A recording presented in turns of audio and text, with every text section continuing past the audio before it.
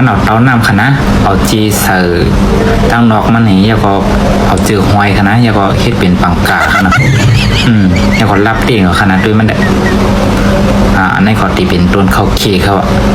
ต้นว่าน้ำโพซื้อในคณะเดี๋ยวเลยหนองไปถึงเปี้ยงเงินกุบไผ่คณะเพิ่มนั้นร่วมติดพัดคณะ